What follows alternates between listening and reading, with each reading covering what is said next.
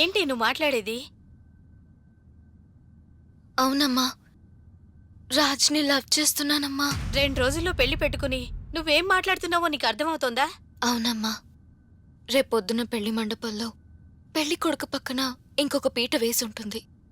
ఆ స్థానంలో నేను కూర్చున్నా, ఇంకెవరు కూర్చున్నా అతనికి పర్వాలేదమ్మా. జస్ట్ ఒక అమ్మాయి కూర్చుంటే చాలు, అంతే. కానీ రాజ్ కల కాదమ్మా.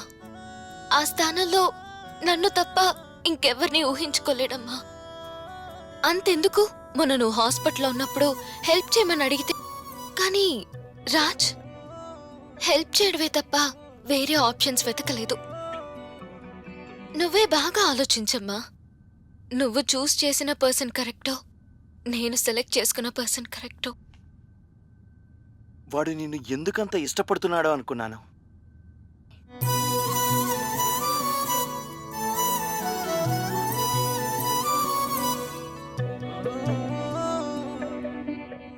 వాడు సేమ్ నీలాగే ఫీల్ అవుతున్నాడు.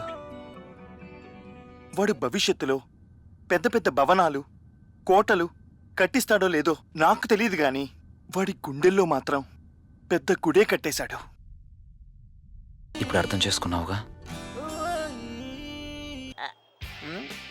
ఎలా ఉన్నాయి సార్? ఏంట్రా గారెలు ఎలా ఉన్నాయంటే కొంచెం ఒళ్ళు దగ్గరెట్టు కూడా చేయమన్నా ఎలా సార్ అమ్మగారికి కూడా టిఫిన్ పంపించాను సార్. సరే సరే వెళ్ళు. ఓకే. అరే ఆ హీరోయిన్ కి జ్యూస్ ఇచ్చావా? ఆ డైరెక్షన్ డిపార్ట్మెంట్ వాళ్ళని బాగా చూసుకోరా బాబు, లేకపోతే మనల్ని దొబ్బుతుంటారు. అలాగే ఆ ప్రొడ్యూసర్ గారిని జాగ్రత్తగా చూసుకో, అందరిని జాగ్రత్తగా చూసుకో. ఎలా అందరినీ సరిగ్గా చూసుకో. ఆ మేనేజర్ కూడా ఏం కావాలన్నా చూసుకో, దొబ్బుతుంటాడు. మై డియర్ కాంతం చెప్పు. ఏమండి, నా నడువుకి తగ్గ వడ్డానం చేయిస్తానన్నారు కదండి. ఏవే ఈ రోజే కదా సినిమా ఓపెనింగ్, 4 రోజులు జరగనివే. అంతా మన చేతిలోనే కదా ఉంటుంది. కంగారు ఎందుకు?